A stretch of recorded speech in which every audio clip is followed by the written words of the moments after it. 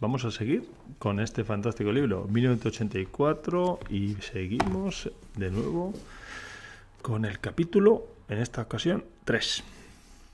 Winston estaba soñando con su madre. Debía de tener unos 10 u 11 años cuando desapareció su madre.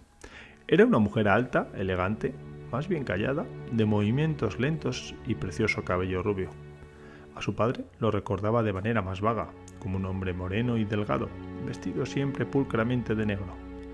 Winston recordaba sobre todo la suela finísima de los zapatos de su padre y con gafas. Era evidente que los dos debieron de ser engullidos por una de las primeras grandes purgas de los años 50. En ese momento, su madre estaba con su niña pequeña en brazos por debajo de donde él se encontraba. Winston apenas recordaba a su hermana. Solo a un bebé pequeño y débil, siempre silencioso y de ojos muy grandes y despiertos. Ambas lo estaban mirando. Se hallaban en algún lugar subterráneo, el fondo de un pozo, por ejemplo, o una tumba muy profunda, que cada vez se alejaba más de él. Era el salón de un barco que se hundía, y los dos lo miraban a través del agua oscura. Aún había aire en el salón, todavía podía verlo, y él a ellas. Pero seguían hundiéndose en las verdes aguas que de un momento a otro les cubrirían para siempre. Él estaba al aire libre mientras a ellas se las tragaba la muerte. Y si estaban allí abajo era porque él estaba arriba. Winston lo sabía, y ellas también, y por la expresión de su cara era evidente que así era. No vio ningún reproche en su rostro ni en su corazón, solo la conciencia de que debían morir para que él pudiera seguir con vida, y de que eso formaba parte del orden inevitable de las cosas. No recordaba lo que había ocurrido, pero en su sueño supo que de algún modo su madre y su hermana habían sacrificado su vida por él. Era uno de esos sueños que, pese a conservar un ambiente onírico característico, son una continuación de la propia vida intelectual, y en los que uno comprende hechos e ideas que siguen pareciendo nuevos y valiosos después de despertar. Winston reparó de pronto en que la muerte de su padre, hacía casi 30 años, había sido trágica y triste, de un modo que ya no era posible. Intuyó que la tragedia pertenecía al pasado, a una época en la que aún había intimidad, amor y amistad, y en la que los miembros de una familia se apoyaban unos a otros sin necesidad de tener un motivo.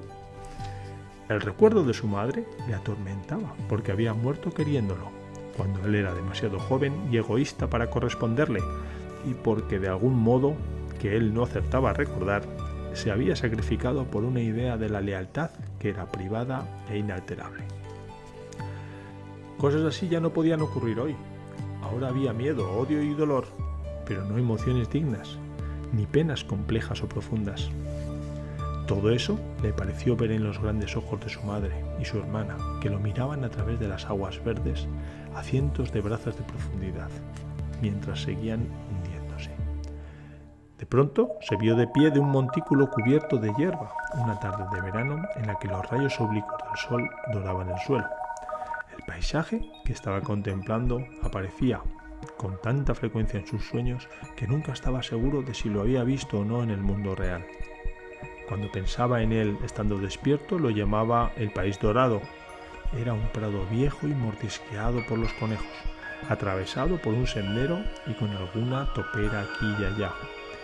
En el seto descuidado que había al otro lado del prado, las ramas de los olmos se cimbreaban levemente con la brisa y el follaje se estremecía como el cabello de una mujer.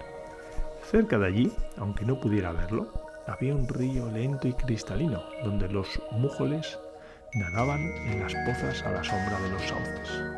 ¿Qué son los mújoles? Vamos a preguntar. Ok, Google, ¿qué son mújoles?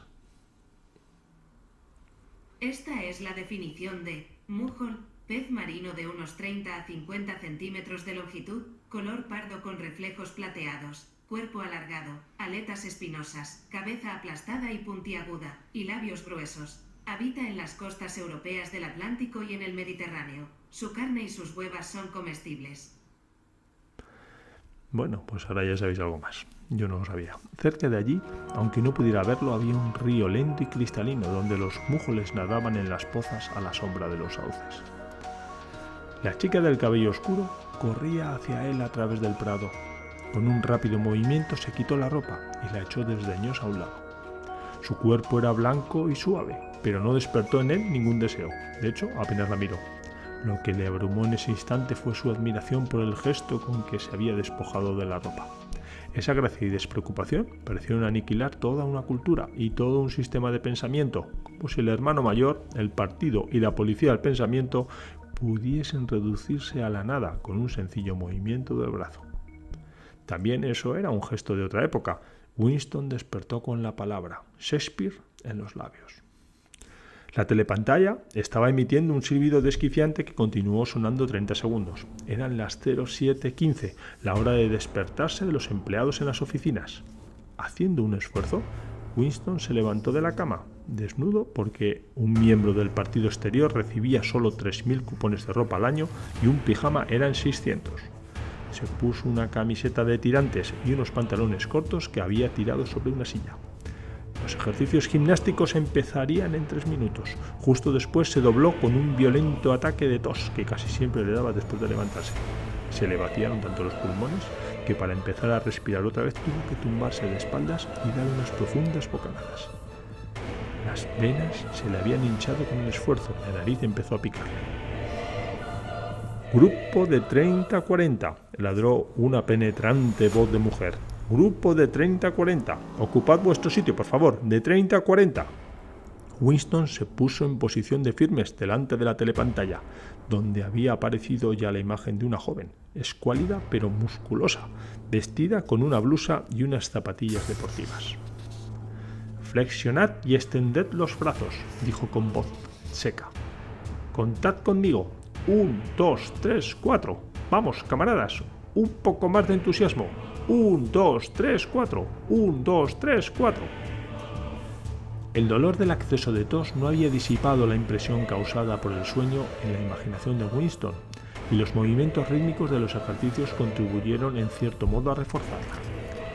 Mientras extendía los brazos mecánicamente adelante y atrás, sin perder la expresión de alegría que se consideraba apropiada durante los ejercicios gimnásticos, se esforzó por recordar aquel oscuro periodo de su primera infancia. Era muy difícil. Más allá de los años 50 todo estaba borroso, sin registros externos en los que basarse. Incluso el perfil de tu propia vida perdía nitidez. Recordabas acontecimientos cruciales que tal vez no hubiesen sucedido, detalles de incidentes aislados, aunque sin poder recobrar su ambiente, y largos periodos en blanco a los que no se podía asignar nada. Entonces, todo había sido distinto, incluso los nombres y las formas de los países. La Franja Aérea 1, por ejemplo, no se llamaba así, sino Inglaterra o Gran Bretaña, aunque estaba seguro de que Londres siempre se había llamado Londres. Winston no recordaba ningún momento en el que su país no hubiese estado en guerra, aunque era evidente que había habido un largo periodo de paz en su infancia, porque uno de sus primeros recuerdos era un ataque aéreo que había cogido a todo el mundo por sorpresa. Quizás no fuese cuando cayó la bomba atómica en Colchester, no recordaba aquel ataque aéreo concreto, aunque sí la mano de su padre cogida la suya mientras bajaban a toda prisa a un lugar subterráneo por una escalera de caracol que resonaba con sus pisadas, y que le cansó tanto las piernas que empezó a lloriquear y tuvieron que detenerse a descansar. Su madre le seguía muy atrás, con movimientos soñolientos. Llevaba en brazos al bebé, aunque tal vez fuese solo un hato de mantas. No estaba seguro de que su hermana hubiese nacido ya.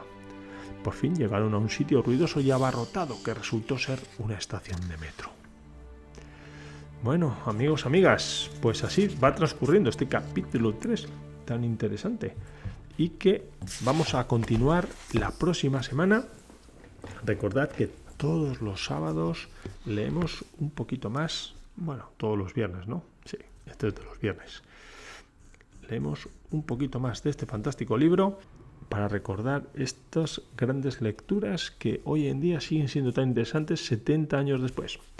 Bueno, amigos, amigas, nos vemos en el próximo vídeo muy pronto. ¡Feliz día! Adiós.